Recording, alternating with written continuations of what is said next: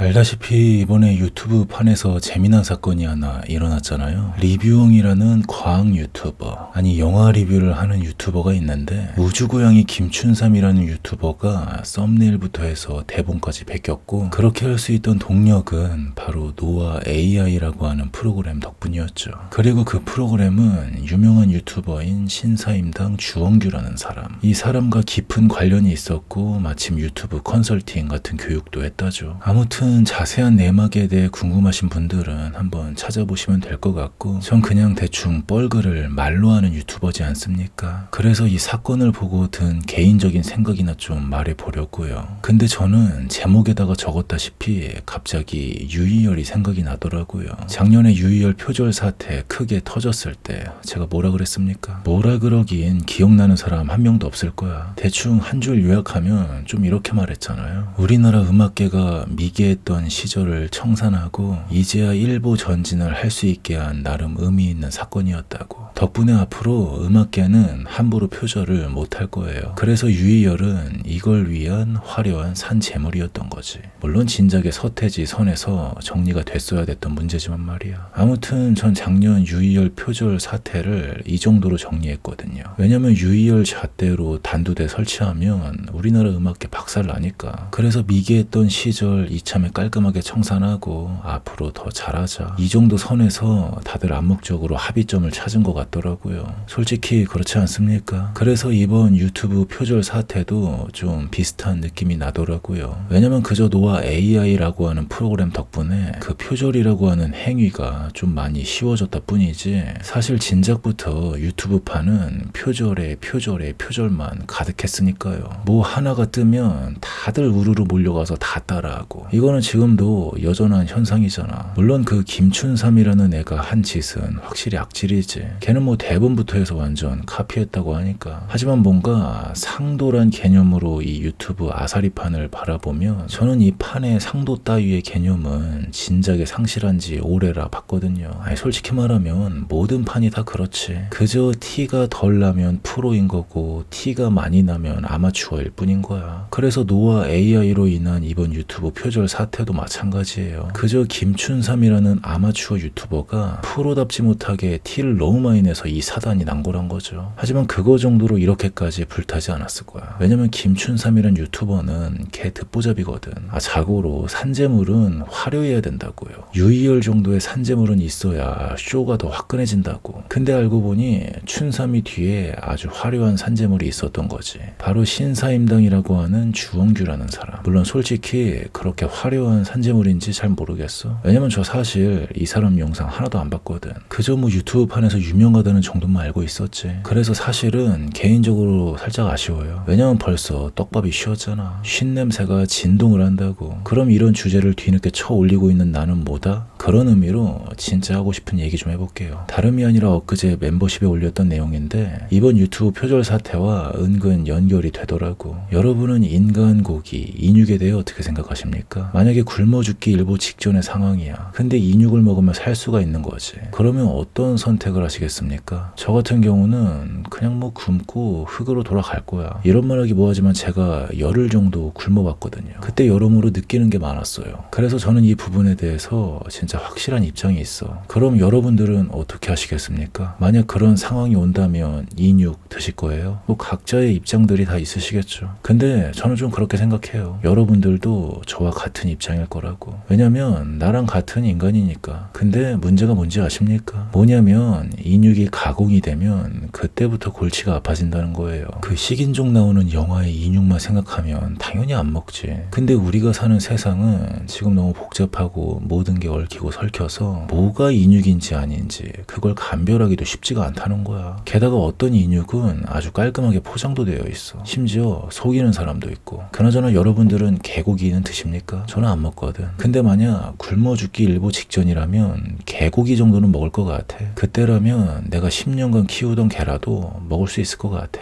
특히 뭐 가족이라도 있는 상황이야. 근데 개고기 먹고 힘내서 내가 좀 사냥하러 나갔다 오면 그런 가족은 굶어 죽지 않게 할 수 있을 것 같아. 그럼 개고기 정도는 아주 충분히 먹을 수 있다는 거죠. 그래서 이때는 좀 속아 넘어가기가 참 좋다는 거예요. 인육이라고 하면 거절하니까 개고기라고 구락가서 먹이는 거지. 인육과 개고기는 시대에는 여러모로 참 비슷한 게 많은 거 아십니까? 사람들이 왜 개고기를 안 먹어? 왜냐면 지금 시대의 개는 거의 사람이나 다름이 없거든. 그래서 인육을 먹는 거랑 비슷한 느낌이 드는 거죠. 개를 만약 누가 먹는다고 하면 아니 어떻게 개를? 이런 말이 절로 나오는 거지. 왜냐면 그 사람에게 개는 사람이나 다름이 없고 심지어 때로는 사람보다 낫다고 생각하니까요. 하지만 개고기가 가능한 사람은 왜 가능하겠어요? 왜긴 그저 그 사람에게 개는 짐승일 뿐이니까 가능한 거지. 근데 이걸로 누가 낫다 아니다 할 수가 없어. 왜냐면 둘 다 흑화해서 극단적으로 가면 좀 이렇게 돼버리거든.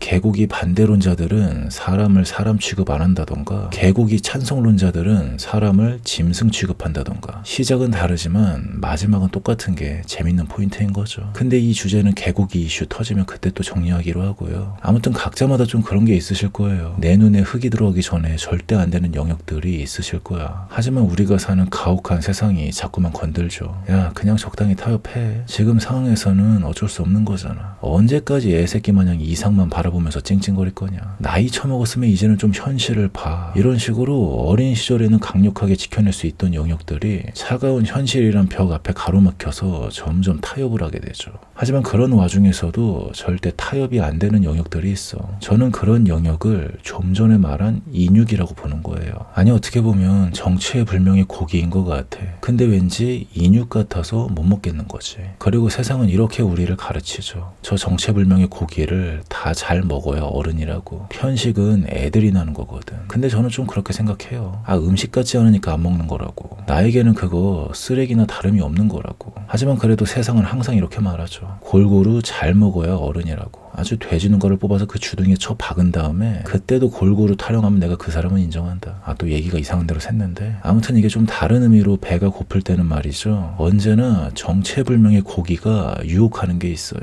그리고 저는 나름 꽤 저항을 잘 했다고 생각해요. 하지만 문제가 뭔지 아십니까? 꼴에 그거 저항 좀 잘했다고 깝치면 안 된다는 거죠. 왜냐면 그래도 아예 안 먹지는 않았을 테니까. 누군가가 보기에 완벽한 인육 그 자체를 아 이 정도면 개고기 같으니까 괜찮겠지 하고 아무렇지도 않게 먹었을 수도 있거든. 제가 예전에 이걸로 깝치다가 그래서 뒤질 뻔했어. 무언가의 존재가 내 머리끄댕이 잡고 지옥문까지 끌고 내려가서 그 뜨거운 지옥문에 내 얼굴 쳐박고 아주 지져버리더라고. 그래서 너무 배고파가지고 진짜 어쩔 수 없이 그 정체불명의 고기를 개고기로 착각해서 먹은 거 가지고 진짜 함부로 뭐라 해서는 안 되는 것 같더라고요. 왜냐면 나도 그렇게 먹었을 수도 있으니까. 물론 그렇게 배 채운 거에 완전 만족해가지고 똥오줌도 못 가리고 있으면 곤란하죠. 어떻게 보면 그게 이번 유튜브 표절 사태인 거야. 그리고 이런 관점으로 유희열을 다시 바라보면 참 여러모로 더 씁쓸한 거죠. 뭐 옛날이라면 그때는 우리나라가 완전 후진국이었으니 정체불명의 고기, 그게 뭔 고기인지 알게 뭐야. 대충 고기니까 입에 막 쑤셔 넣은 거지. 하지만 시대가 변했는데도 그런 정황이 나오다 보니까 그래서 대중들에게 더 외면을 받은 게 아닌가 싶더라고요. 그리고 유튜브 판을 좀 이런 관점으로 봐보면 그럼 유튜브 판때기는 어떻다고 생각들 하십니까? 뭘 어때? 다들 돈에 미쳐있지. 신사임당 그 사람이 뭘로 유명한데요? 돈 버는 방법으로 유명해진 사람이잖아요. 물론 돈 벌고 싶은 마음이 나쁜 건 아니야. 근데 돈에 미쳐가지고 똥오줌 못 가리는 거랑은 구분해야죠.